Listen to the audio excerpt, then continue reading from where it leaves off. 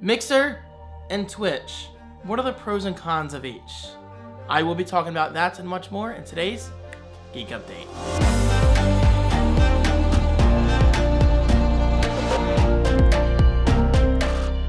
Hello guys, how are you today? My name is David Franco. Seriously, let me know. Comment right below. I do care. Let's talk about your work. Let's talk about the upcoming school season. Let's talk about some projects you're working on. Let's get a conversation going. Okay, so in today's Geek Update, I will be talking about two very exciting topics. One of them arguably more exciting than the other, but please bear with me. So number one will be Mixer and Twitch. That's pretty obvious. And the second topic will be all about migrating a website from one web host to another. Yeah, exciting stuff. Seriously, to the 1% of you, please pay attention because the information I will share, in theory, could make your life so much easier. I know it did for me. Okay, so starting out, Mixer and Twitch. Let's talk about it. Mixer has been in the spotlight for weeks now, ever since Mixer bought Ninja away from Twitch. And I still stand by my original words, guys. I mean, this is a win-win for everybody. Everybody involved. Ninja especially, Microsoft especially, viewers like you and me especially, and especially streamers in general. Streamers like myself who are still, in a way, just getting started on platforms as big as Twitch and Mixer. Now sure, Twitch is so much bigger than Mixer. But still, even with that said, Mixer is big enough where it's definitely worth paying attention to. Today, we're just gonna talk about my experiences, my first impressions on Mixer. So far, I've done 4 streams on Mixer, 2 weekends worth. And guys, I gotta say, I just feel so welcome. I mean, I honestly am loving the platform. And I've made 0 cents. 0 cents. Now, I say that for a reason because I'm quite literally walking away from hundreds of dollars of revenue on Twitch during the weekends. But for me to grow on a platform like Mixer, I'm gonna have to step away, right? I mean, I'm gonna have to step away from something that's working and try to put some time and attention into something that could work. That's called taking a risk. And man, let me tell you, I am taking a risk. But even with that said, I stream on Twitch during the week and only on Mixer on the weekends. So I'm still getting a fair share of each platform. However, I do want to give you some first impressions and details based on my experiences. So first of all, your support has been amazing. Your support has just been truly incredible. I mean, I've seen a good majority of my Twitch viewers come over to Mixer. And that means a lot. The fact that you guys are willing to watch me on a completely different platform, that honestly does mean the world to me. So thank you so much for being supportive. It really, really does mean a lot. And I already have over 400 followers on Mixer. I am well on my way to the requirement of 2,000 followers for partner. Yeah, you heard me right. 2,000 followers.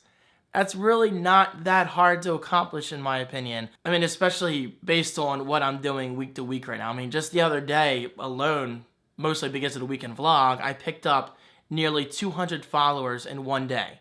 That's insane. That's just insane. And if I keep this kind of growth going, I could reach 2,000 followers and partner status by the end of 2019, maybe, or beginning of 2020. But I'm hoping by the end of 2019, which isn't that far away. So, thank you. This is only happening because of you. Okay, so Mixer is definitely smaller than Twitch. I've made that clear. Mixer is definitely smaller than Twitch. This could be a problem for new streamers if you're looking to play games that are not as popular. Example, Friday and Saturday night, like late into the night, after I played Apex, after I played Rainbow Six Siege, which, amazing by the way, Siege I'm doing really, really well in lately. I played Bendy and the Ink Machine, which wasn't a terrible game. I didn't think it was great. I thought it was good. But still, it's not an insanely popular game, so it's not going to be easy to find on a platform like Mixer. Whereas with Twitch, which has far, far more viewers than Mixer, it's a lot easier to find a game like Bendy and the Ink Machine on Twitch than it is Mixer. So, in other words, on Mixer, you're pretty much going to be hidden if you play an old game like that. So, if you do want to grow your brand on a platform like Mixer, you're going to have to play a game that's fairly popular. This includes Fortnite, Apex Legends, PUBG, League of Legends, Rainbow Six Siege, Overwatch, and the list goes on and on.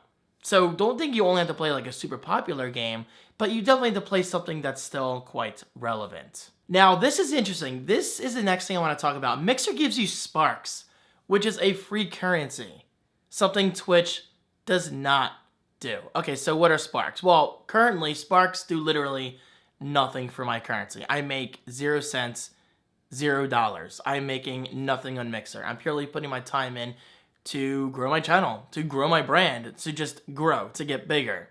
So obviously it's going to take some time to, bring in some monetary value. However, that doesn't necessarily mean you can't support other streamers with something called Sparks. So Sparks, like I said, is a free currency. And basically you earn Sparks by watching on Mixer. You could literally leave your iPad Pro running all day, your Mac, your PC, whatever, with a Mixer stream in the background, and just gather Sparks. And those Sparks are used for stickers you could send, which support the streamer.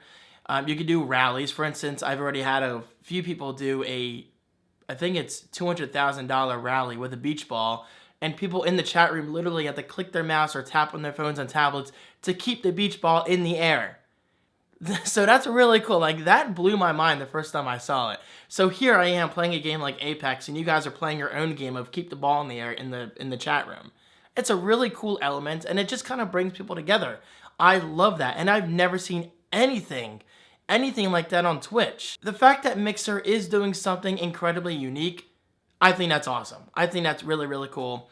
And so eventually when I am partner, not if, eventually when I am partner, that's just my confidence speaking, not my ego. Okay, maybe a little bit. But seriously, eventually those Sparks will bring a bonus, like a 10% bonus, 20% bonus to the Embers I earn. So Embers are like bits on Twitch. So Embers on Mixer are a form of currency. I'm not sure of the conversion, but yeah, hopefully I'll be there one day and then I'll learn more about it. But even then, I mean, the fact that you can support a streamer through a free currency, again, Sparks, that's huge. It keeps viewers interested. It keeps viewers feeling like they're supporting streamers, which they are. And I think that's cool. I think that's really, really cool.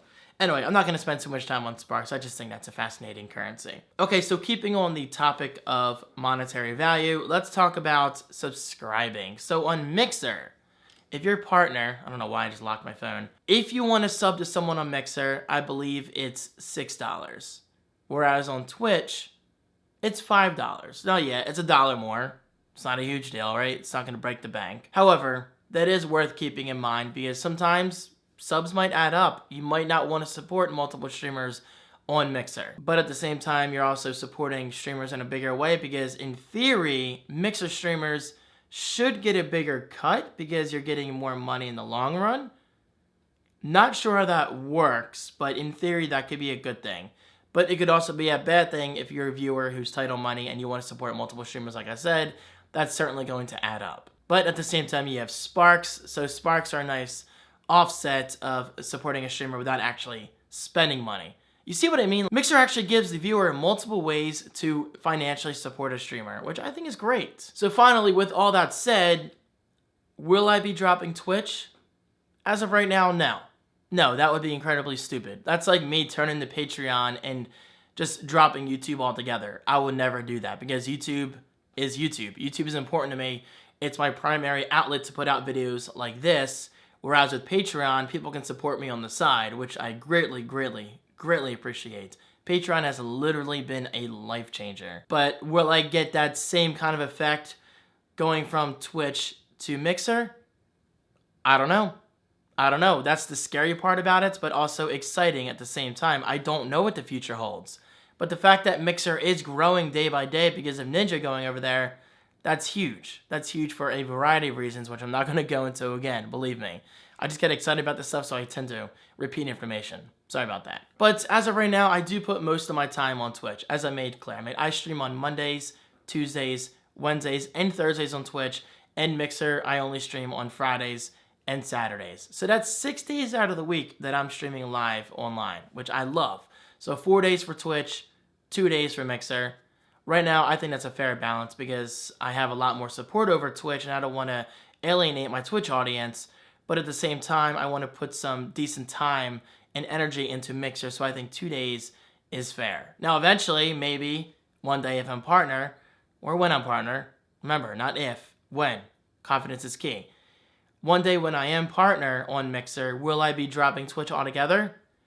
That's possible. That is very, very possible. For me, at the end of the day, I'm self-employed, with a mortgage to pay, bills to pay, healthcare, all that stuff. So obviously, I have to support myself. I have to be smart. And at the end of the day, guys, if Mixer does support me financially more so than Twitch does, then yeah, I'll put all my time and energy into Mixer. But guys, it is still way, way too early to tell. So for now, I'm just enjoying what I have. I have the opportunity to stream on 2 different platforms. And well, that's a big deal. Okay, so that's my Mixer talk, but I do want to talk about Mixer more. So guys, let me know, would you like an Ask Me Anything video all about Mixer? AMA, Mixer, questions only. I think that could be exciting. And plus, it could be a nice opportunity for me to grow my channel and get more followers. So, with that said, please follow me on Mixer. I appreciate it. And I will be live this Friday and Saturday. Break time.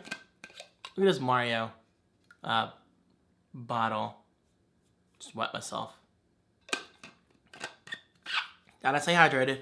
Target, by the way, if you're curious. Excellent, excellent little bottle. Stays cold for hours. And hot for hours if you put coffee in it. Okay, next topic is not nearly as in-depth, and if you want to close the video, I completely understand, but if you're into what I am, website creation, content creation, all that stuff, please stick around because this information could save you hours of headaches. Seriously, hours of headaches, and I'm so, so glad I did this. So, as you guys know, I'm a proud Host Papa partner. That hasn't changed. I mean, they still host twitchtips.com, and the website runs beautifully.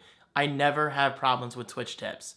But for a while now, I've been having problems with thefrankiemedia.com, which is now contentstarterkit.com.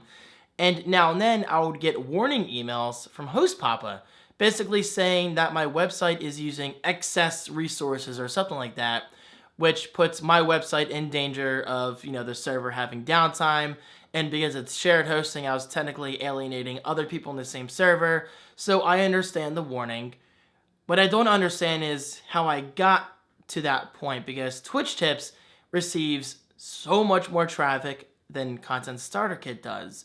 So I don't know if I was using a bad plugin or my automatic WordPress plugins were taking up resource. I'm not sure. I'm not sure what was happening. And rather than dealing with the headaches, I was like, you know what? I'm just going to migrate away from Host Papa for now. Again, Twitch Tips is staying there. But for Content Starter Kit, I looked up DreamHost. Not only is their shared hosting cheaper, not that I went that route because I went with DreamPress, which is actually managed WordPress hosting, so I pay like $20 a month, which is worth it, completely worth it.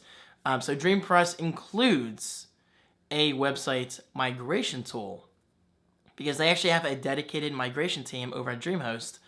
And because I signed up for DreamPress, that includes the automation process. So yeah, I set up the information, I set up the process, all that stuff, and they took care of it within like 24 hours. 24 hours. I mean, I've always believed, and I'm sure it is, that migrating a website from one host to another is a dangerous process. Because guys, if one thing goes wrong, your entire website could be down for hours, days, weeks. Because let's face it, I mean, if you break one thing, and guys, I've been there, your entire website just could go down. And that's not good because Content Starter Kit,